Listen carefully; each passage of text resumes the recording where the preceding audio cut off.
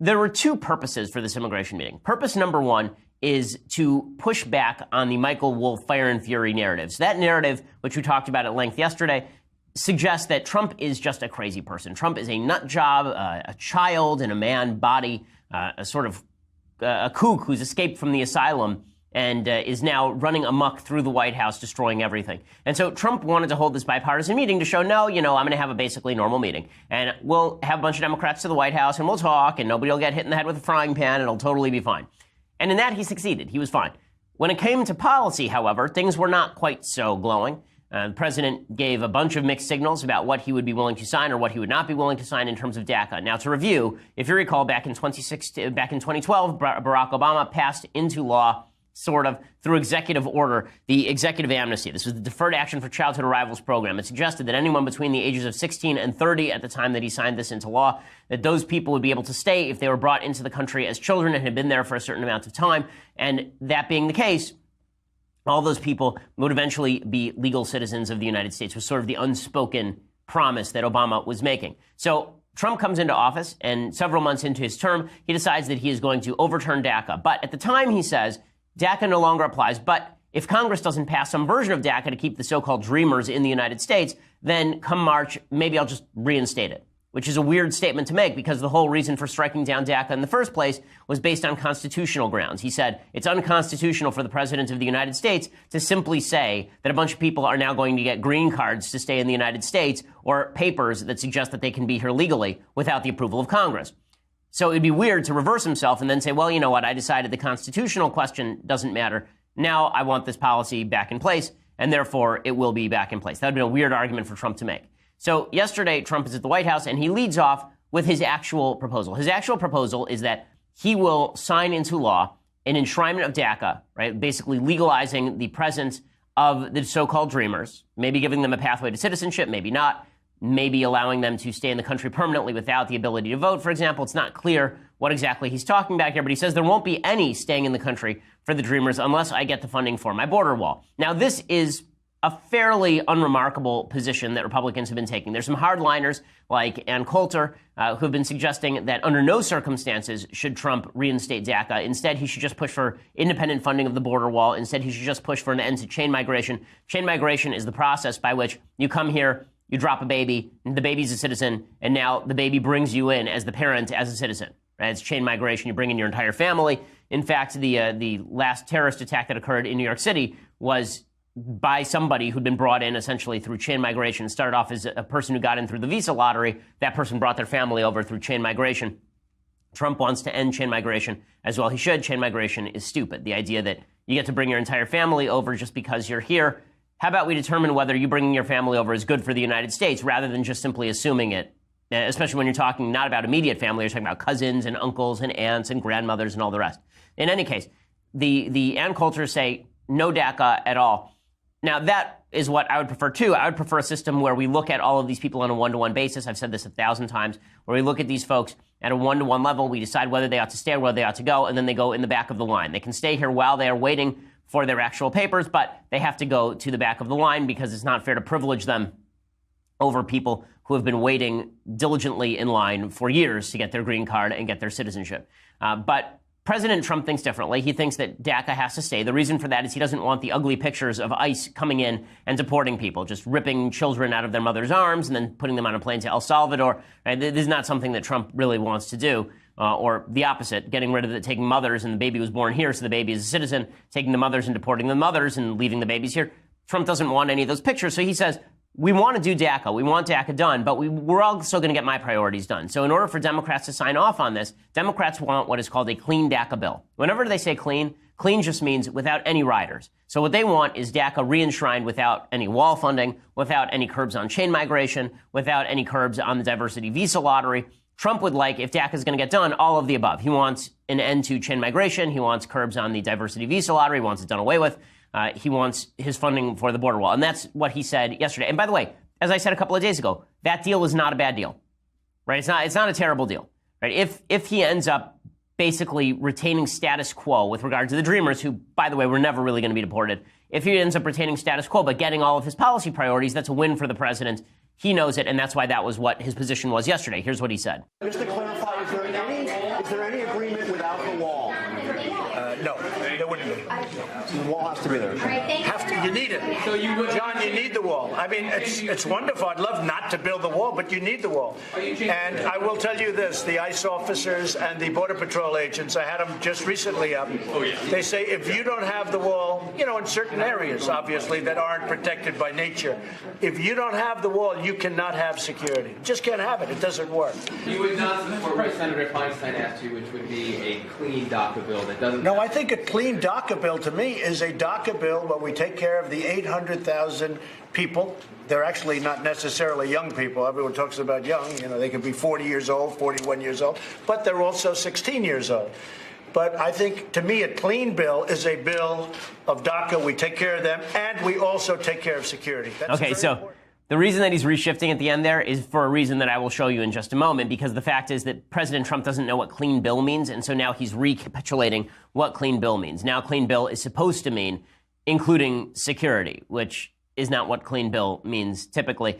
There are a lot of mixed messages in this press conference. Now, does he look like he is in control? Yes, and that's what he wanted, right? So this gives the lie to the idea that Trump doesn't know what he's doing or that he has no capacity to function in this office. This is the problem with Democrats setting the bar so low. When you suggest that somebody legitimately does not have the IQ points to function in a given job, and then the person seems to be functional, then it is a visual rebuke to all of the lines that have been used by Democrats over the past year, couple of years, about Trump being so crazy that he can't be allowed anywhere near the Oval Office. Here's Trump continuing, but the bigger story, I think, for conservatives is the mixed messages. So Trump, for example, dropped a full-on Jeb Bush line. He suggested that he wanted a bill of love. I remember when Jeb Bush said that trying to legalize illegal immigrants was an act of love, and he was ripped up and down for the privilege, right? One of the people ripping him was Donald Trump. How dare you say act of love? And Jeb sort of retreated into the corner. Well, Donald Trump did exactly the same thing yesterday. He talked about how he wanted a bill of love. Now we're going to have a bill of love. First of all, I don't think that we should have bills of love. I think we should have bills of good. Here's him explaining what he wants from DACA. And again, you'll see that the message is moving around a fair bit here. We have a lot of good people in this room, a lot of people that have a great spirit for taking care of people we represent, we all represent. I feel having the Democrats in with us is absolutely vital because this should be a bipartisan bill. This should be a bill of love. Truly, it should be a bill of love, and we can do that. Oh, the bill of love. And Jeb Bush somewhere just is crying and crying because if only he had been Donald Trump and said bill of love, everything would have been fine. But he said act of love, and Trump ripped him up and down for it. So here is where the confusion sets in. So it looks like Trump has a relatively clear position so far, right? We're going to get DACA, but we're also going to get border wall funding, and we're also going to get the end of chain migration, and we're also going to get the end of the diversity visa lottery. Again, would I prefer that he not do DACA and get all of those things? Sure. If you're going to make a trade, though, that's not a bad trade, right? That's about as good a trade as you're going to get. I was advising a couple of Republican senators last night on this, and I was saying push as hard as you can. The reason I was saying push as hard as you can is because Trump actually is not going to take a leadership role. The great lie of the last campaign is that Trump was going to take a leadership role when it came to actual policy prescriptions, such as on immigration, that he was going to be the great leader here. He is not, and he made that pretty clear yesterday. So here is Trump debating with Democrats, and you will see that Trump legitimately does not actually know what he's talking about when it comes to the terminology on DACA. He actually has to be corrected by Representative Kevin McCarthy, the House Majority Whip, on his position, because for a moment here, he actually signals support for the Democratic position that DACA should be passed without any sort of strings attached. So here's Dianne Feinstein saying something and then her being absolutely stunned when Trump agrees with her. What about a clean DACA bill now, and with a commitment that we go into a comprehensive immigration reform procedure like we Okay, can you pause it for 1 second? Okay, before we get to Trump's answer, what she's saying, just to clarify, is that she wants deferred action for childhood arrivals, Obama's executive amnesty made law now, and then afterward, we'll negotiate about diversity visa programs and we'll negotiate about curbing chain migration. Here's the problem. If Trump were to do that, he loses all leverage. The only leverage he has to get Democrats to vote for this thing is that they want DACA, and if they want DACA, maybe they'll give him some of the things he wants. If he gives them what they want, you think they're going to stick around for a discussion about comprehensive immigration reform? Are you kidding? Of course they're not going to. Of course they'll sink any possibility of curbing some of the more popular methods of illegal immigration. So that's what she's saying to him. She's saying, let's do what I want, and then later we'll do what you want. Right? She's doing the wimpy from the Archie comics. Now, you give me a hamburger now, and I'll give you the $5 later. That's basically what she's saying. And then she's shocked because Trump doesn't know what she's saying, and so he agrees with her. Right? That's what happens right here. Kennedy was here. And I think that's basically what Dick is saying. We're going to come out with DACA. We're going to do DACA, and then we can start immediately on the phase 2, which would be comprehensive. would you be agreeable to that? Yeah, I would like to do that. Go ahead. I think a lot of people would like to see that. But I think we have to do DACA first. Mr. President, you need, when we talk about just DACA, we don't want to be back here 2 years later. You have to have security, as the Secretary would tell you. But I think that's what she's saying. I think she's saying something different. Okay, you can see Kevin McCarthy steps in and goes, Mr. President, no. You're totally wrong about this. So this is the problem with the idea that Trump is going to lead the way on this, because Trump legitimately doesn't know what he's talking about. And so he has to have Kevin McCarthy. Kevin McCarthy is no hawk on immigration, by the way. And Kevin McCarthy is from California. He is not an immigration hawk. And he has to step in and inform the president this is not how negotiations work. And then Trump basically starts giving away the store. So this is the problem with the meeting. You know, Mr. President, just please pipe down, let Congress do its work, sign what comes across your desk. You can hear when Trump starts to negotiate, his opening negotiation position for a guy who's supposed to be this master negotiator, his opening negotiation position is, let me give you everything you want. That was also his opening negotiation position, if you recall, on the budget, where he told the Democrats, here, have everything you want. And he stunned Paul Ryan and he stunned Mitch McConnell, and both of them walked out of Trump's office going, what the hell just happened? That's what happened yesterday, too, on immigration, briefly. Now, Trump, I think, is going to back down now and let Congress do its work, but you can see why Republicans are a little bit discomfited with the idea that Captain Immigration Hawk over here is giving away the entire store, right? Halfway through this meeting, Trump actually says we don't need a wall.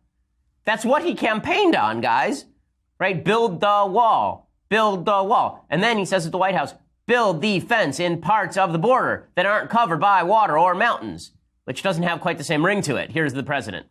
I had the big meeting with ICE last week. I had a big meeting with the Border Patrol agents last week. Nobody knows it better than them. As an example on the wall, they say, sir, we desperately need the wall. And we don't need a 2,000-mile wall. We don't need a wall where you have rivers and mountains and everything else protecting.